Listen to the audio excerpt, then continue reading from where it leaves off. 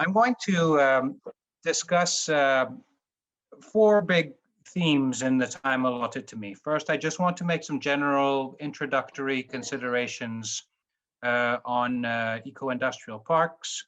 I want to speak a little bit about their economic, social, and impacts around the world.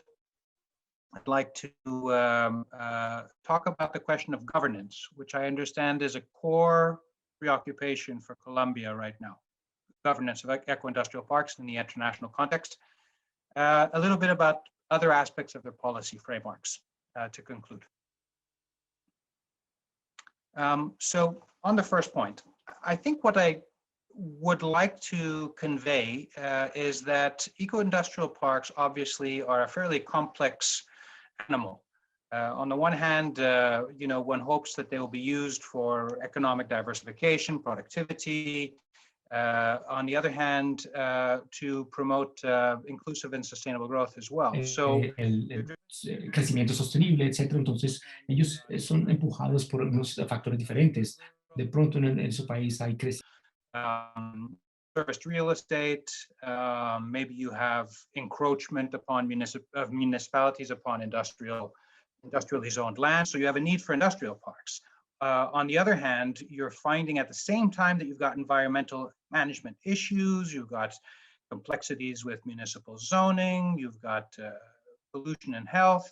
So somehow you have to deal with a great many different things through the same tool. And that's not going to be possible unless we really think systemically about the issue at hand. And what I mean by that is that sustainability is not just about greening. It's not just about circularity. If we're thinking on a truly systemic level, first of all, for the eco-industrial park to be sustainable, it needs to be financially viable.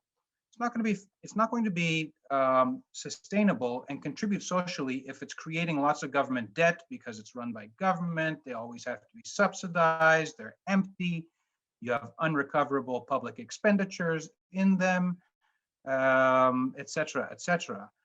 Or you have developers going in and developing them on a private basis, but once again, they're not filling up. They're seeing that this is a bad business proposition for them, so they decide to become lax in terms of the standards and to start to allow just about anything to happen.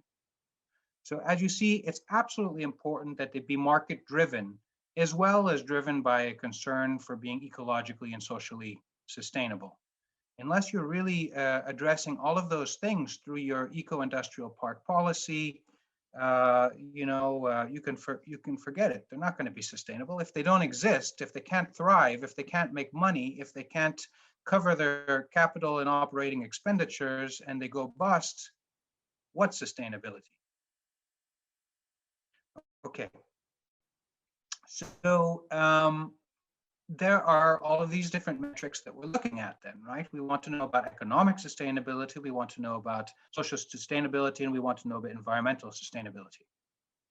So first, let me start by giving you some statistics on some economic impacts from the region.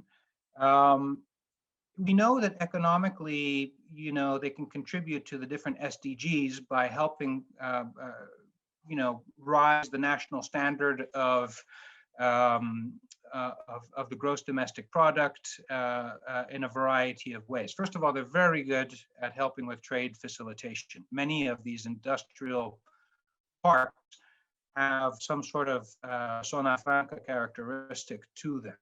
So they fluidify imports and exports and facilitate trade to such an extent that in some countries, these organized industrial parks, some countries in your region, had the following impacts, which you can see on the screen.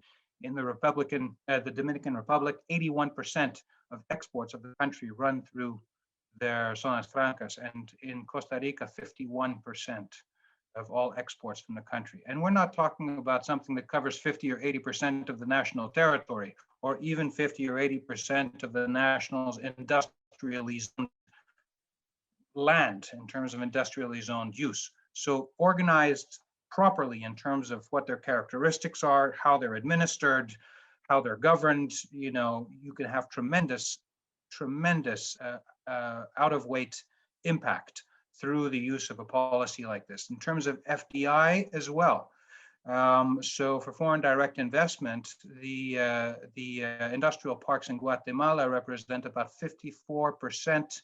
The ratio of their investment relative to total FDI investment in the country is about 54%.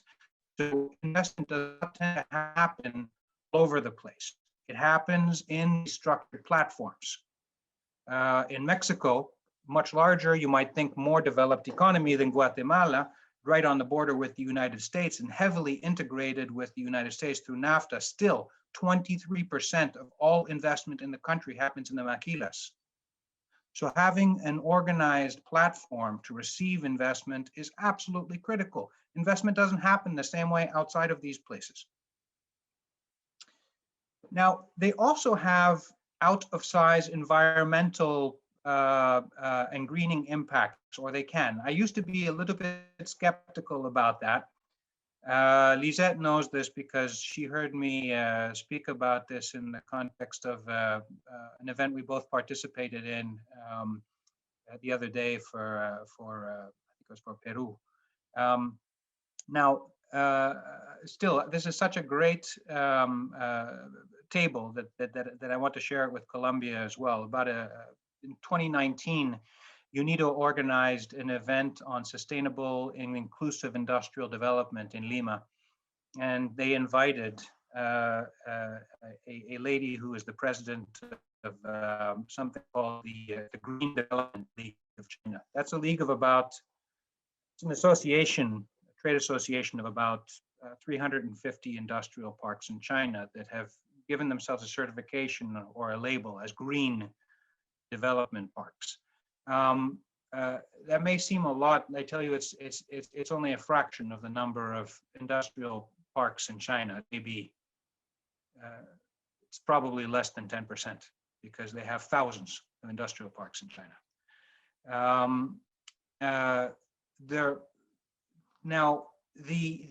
Here's the 5 metrics that I want you to take away that she shared with the event in Peru. First of all, the members of their league, those industrial parks, if you look at how much output they have in terms of dollar per hectare or dollar per square kilometer, they have 34 times the output of economic value output of what happens in other industrial parks and industrial zones in the country. So they're already very elite in terms of the types of services they provide to investors, the types of investors they attract, because they have an out of size impact. Notwithstanding the fact that they succeed in being 34 times more economically productive, they still succeed in being saving 30% on energy consumption. They still succeed in saving 70% on water consumption. They still succeed on having as an aggregate 94% less COD emissions than the average similar square meter in other industrial parks in the country. And they have two-thirds less sodium dioxide emissions happening in their parks. There's a reason they're called the Green Development League. What's interesting is when you relate the rows 2, 3, 4, and 5 to row number 1, where you see that in spite of these fantastic, impacts, which range, from between, doing, 30% better to doing, almost immeasurably better, for instance, in the context of COD emissions, these parks are still putting more economic output into the economy. So what's interesting about this, and I need you to take away, if you take away almost nothing else from the presentation today, is that you don't have to have a cost that is to say, it's not, you don't dampen output by putting in place environmentally sustainable policies. In fact, We'll get to a lot of companies would rather be in a clean environment where they know that their neighbors are not going to be, polluting their inputs, where it's going to be easier to circulate, where their employees are going to be happier, so on and so forth. Okay, so speaking of happy employees, let's talk about social impacts. We've talked about environmental and economic ones. So industrial parks around the world have created 90 million direct jobs and 50 million indirect jobs. That's according, I think, to UNCTAD in 2019. If you go back to some slightly more dated World Bank data, but it's the best data I have right now, the Dominican Republic, for instance, in terms of the share of employment, 30% of all industrial employment in the country happens in industrial parks. It's also so they account once again for, relative to other industrially zoned areas or factories anywhere in the country, they account for a great deal more of the employment. Economic agglomeration has real benefits for industry. Closely geographically proximate supply chains and the ability to do business and collaborate with one another has tremendous economic impact, and leads to scale economies of production and to more employment. So agglomeration is real. They also tend to have around the world, according to various academic studies that have been done, industrial parks actually have higher pay levels and better working standards than does industry outside of industrial parks. They're easier to regulate. They're easier to supervise and monitor. They also have higher levels of skill and technology transfer. That's been shown through studies done in Malaysia and the Dominican Republic. So one way in which you can achieve some of these social impacts as well is by helping small and medium-sized enterprises. So there's a variety of tools that exist that can be combined with very well with industrial parks in order to achieve social impacts. Linkage programs are very important in that context. So the most basic linkage program is what? You have the park operators or the park regulator administer some kind of database and lets you know who are potential vendors, what are potential companies, small and medium-sized enterprises in the economy that can be your tier 1, tier 2 suppliers. And the anchor investors, which are present in the industrial park, then help strengthen the local supply chain because they know who's producing what the distances are to where they're located, and they just find it easier to make those purchasing decisions. But there's a lot of other ways in which this has been tried, which are more elaborate than that. You have machine purchase funds where the government sort of subsidizes, big companies buying from local vendors. You have, that's happened in South Korea, which was talked about earlier in today's session. You have also incentives. They can be tax breaks or others for EIP firms to provide assistance to suppliers. And if by creating that, you're strengthening the local suppliers, and then the local suppliers can sell more effectively back to the EIP firms. This is a little bit like contract farming or outgrowing, right? Where basically you have extension services provided. Well, that can happen in the industrial sector as well, where the big companies basically train suppliers to do things to their standards. And then, the linkages can happen with the pymes, but they can also happen with the local labor market, right? Again, at the most basic level, we're talking about a database, and doing some matchmaking between employers and potential employees.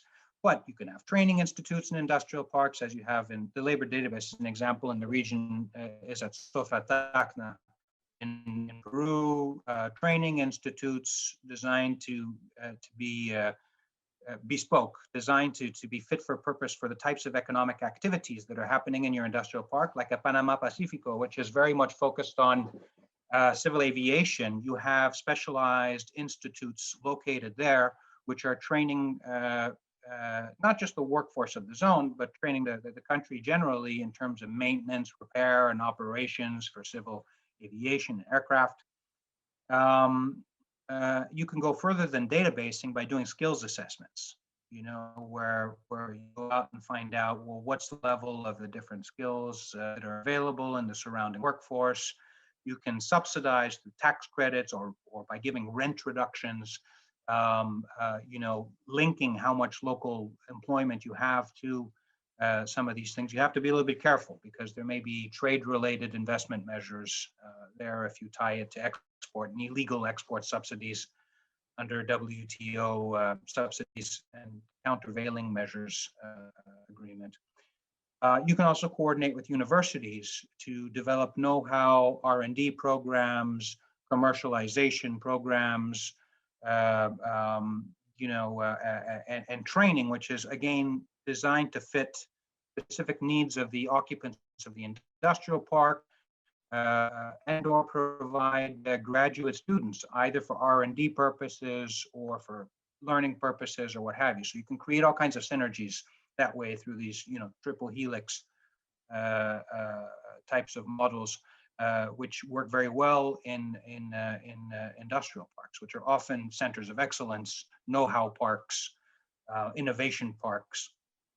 Another way in which you can achieve social impact on the supplier and partner matchmaking program is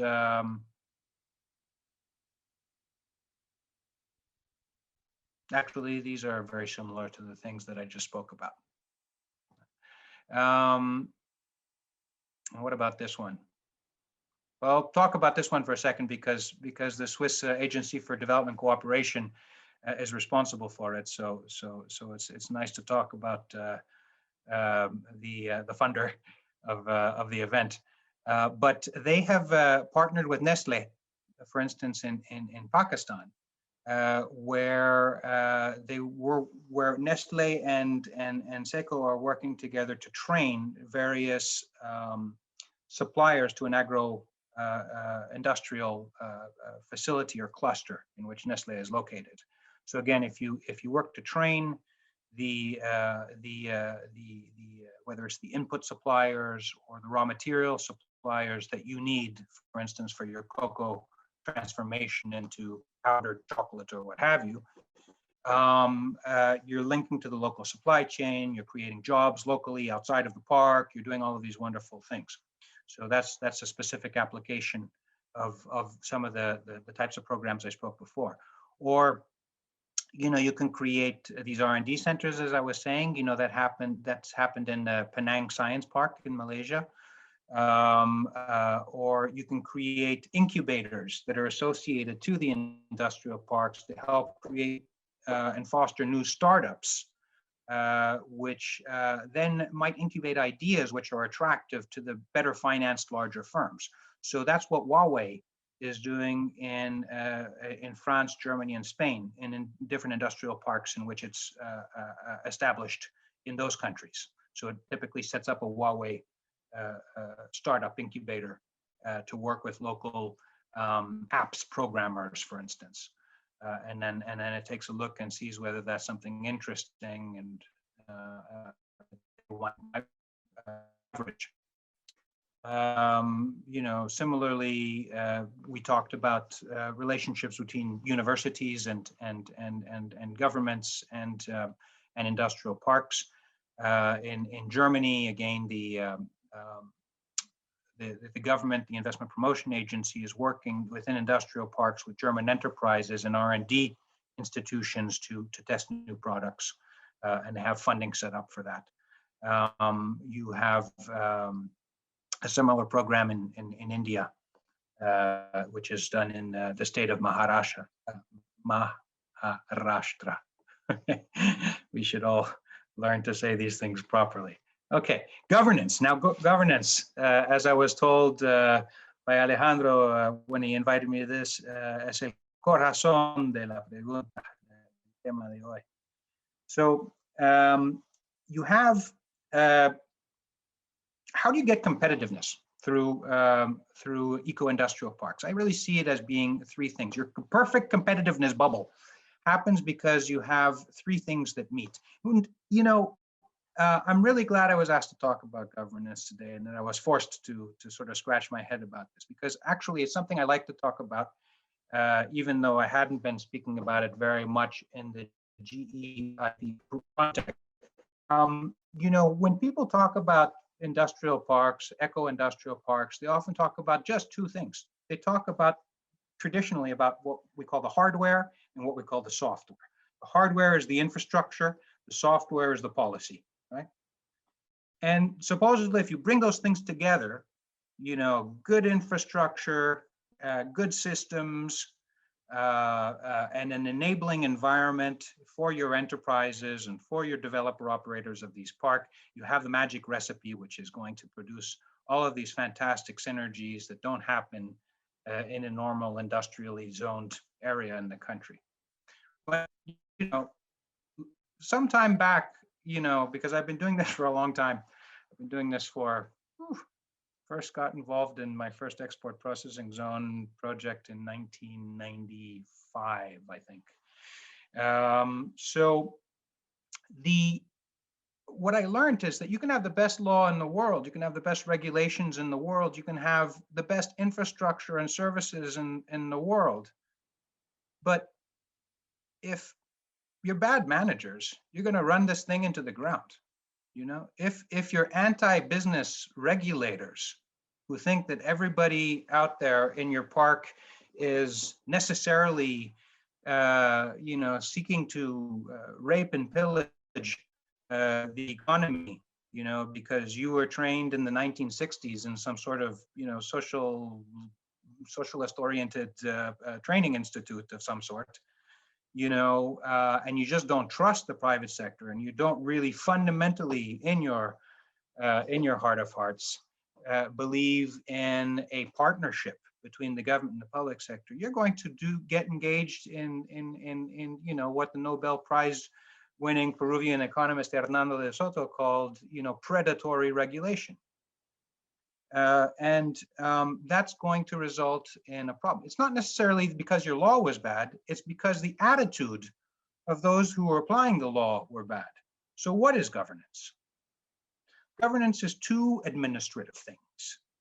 It's regulation, not in the sense of, because I can't hear the translation right now, not in the sense of reglamentos, but in the sense of regulación. Okay? And it's management and operations, commercial management and operations. So it's two types of administration, one which is done by the public sector and one which is done by the private sector, if you will, of different aspects of things and questions that need to be managed in an eco-industrial park context. And together that creates the esquema de gobernanza, right? So regulation, all right, we understand.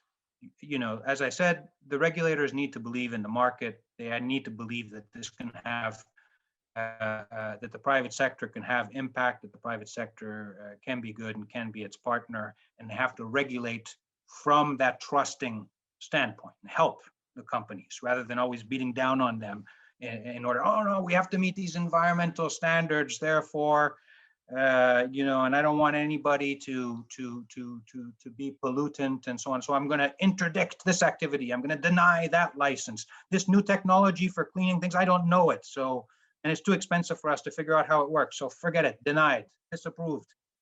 I've seen that happen. I've seen companies invest millions and millions in clean production technologies that the local environmental protection agencies, what have you, didn't have the ability to understand or validate or approve.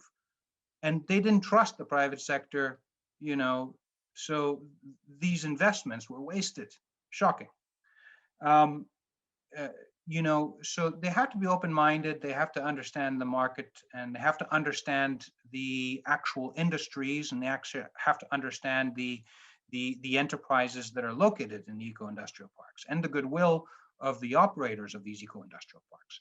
Now, on the management side, again, I guess one of the key implications here is that commercial management should not be done by government. So, we see this all around the world, and, there's very fine people, and most of my friends maybe work in government, but the truth of the matter is government doesn't have a profit incentive. So government is not as good at service delivery. Government hasn't, the people working in government haven't put their own money. They put the taxpayers' money. They haven't put their own shirt into this eco-industrial park. Therefore, if it fails, they're not going bankrupt. So those kinds of incentives are very powerful to do something that's going to work. And if those incentives don't exist, you have less good service. So private and PPP-based eco-industrial parks will work better almost invariably, unless you're a government with extremely deep pockets, like the Middle East. So Masdar, Green City, what have you, is an example of that in the UAE. But otherwise, you have to trust the profit logic to come up with the right services and to do the right things, and to plan one of these eco-industrial parks so that it will work for everybody and for the industries that are there. And so regulation and management both are underpinned by know-how, by skills, by market knowledge, by a customer focus, customer friendliness, efficient mindset. And all of these things need to be present, and they can be required. They can be built into the systems by the law and regulations, but also by the hiring practices of the institutions which are in charge of regulation, management, and operations. Okay, so I just have a few minutes left, so I've got to pick up my pace here. But again, you see that know-how, governance know-how is super important, because as I said at the bottom of my slide, if you don't know what you're doing, you're going to kill the goose that lays the golden egg. All right. So what can I say very quickly? I already said this. Better to have the private sector take care of the commercial aspects of the eco-industrial park. It's very good to have an autonomous eco-industrial park regulator. It doesn't need to be distinct from the, if you have an industrial park regulator, because this is just a different breed within the same animal kingdom, right? But if you set it up as a state-owned enterprise, for instance, a government corporation, a crown corporation, that can be extremely effective at producing, results which are more corporatized in terms of their quality, because they have to make money in order to survive. So they need to be thinking about what they're doing carefully. An example, there are plenty of examples of that. I give you some here. You find that the regulators work better when they're sort of flat organizations that are focused on, not so much on the inside. When you see one of these organograms and you have a lot of, internal audit, legal, procurement, blah, blah, blah, and you don't see a lot of what services are they putting in the marketplace, then you know that there's something potentially a little bit problematic with their approach. There's a lot of value-added services that should be put. That's demonstrative of good operations and good private commercial governance of a program. So, when you see industrial parks that are basically just, offering serviced or unserviced land and decide they're going to put it in maybe a central effluent treatment plant and call it an eco-industrial park because of that, is that enough? There should be lots of different services that they're doing to make their companies economically and socially sustainable. And so and if they do them right, they charge for them, they make money, so they're smart, and they're going to survive and do well. And the companies are going to do well too. I'll go quickly here. There's all of these standard things that about organizational behavior. They're very important for governance. So your regulators and your park operators need to be designed in this way. If they're not people focused, if they don't have good human resource development programs and good human resource management programs, learning programs for their staff, if they don't have, if they're not using ERP, if they're not, if they're afraid to charge market rates for their services, this is for government too. Oh, we have to give everything for free. It's better. Investors will be happy. No, you look at Jebel Ali or some of these, industrial parks in the UAE.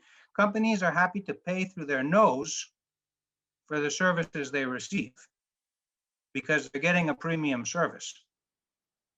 And that's what an eco-industrial park investor often wants too. They don't want a cheap and shoddy product which is run badly. They want to be in the eco-industrial park because they want to be in a clean future kind of environment with responsible, traceable value chains and an ability to speak comfortably to the marketplace about the fact that there are no sweatshops in that industrial park, so on and so forth, right? They'll pay for that. It's a privilege, and they're happy to pay for it because they make more money as a result. Final question that Alejandro asked me about this, and I think we'll skip over all the last slides of the presentation because we just don't have time, but that's okay. How do you kickstart and run a governance scheme in a participatory manner? Well, there's a good gringo expression, which is bake it in, which means put the ingredients in your cake from the beginning, right? Make sure it's in your EIP strategy. Make sure it's in the legislation and in the regulations. Make sure so it has to be there at a strategic level from the beginning. There should be PPPs for the reasons I said before. That's automatically inclusive, right? Because you have a collaboration between private parties and public parties in terms of the governance, which is not just the government acting alone in a vacuum. If you can have an association of free zones, like that one we saw in China, the Green Development League, or in the Dominican Republic closer to home, there's ADOZONA, la Asociación Dominicana de las Zonas Francas, or something like that. User communities, okay, who can comment and have an input in terms of what happens in their industrial park. So you have an example in ICA in Chile, in the Asociación de los Usuarios de la SOFRI, that's the Zona Franca de Ica. You have, or Iquique, sorry, not Ica, Iquique. And here's another one over here. You can have community dialogue platforms online, which are putting out information all the time, like in the Industry Park of Sweden in Helsingborg, which encourage chats, discussions, collaboration between the users, developers, the operators, the government, the funders, so on and so forth. And this part, you will have the presentation to look at on your own, but I have various ideas about things you can do in a legal framework in order to, help your eco-industrial park policy be a little bit more robust based on the learnings of different countries around the world. So, and as a final word, this is all very complex. So you have to be quite deliberate about building the economic, social, and environmental impact when you're engaged in the policy making or policy amendments in order to deliver overall competitiveness. And this has to be embarked upon carefully, thoughtfully, strategically, but you're not the first to do it. You're not reinventing the wheel. There's lots of examples from lots of countries.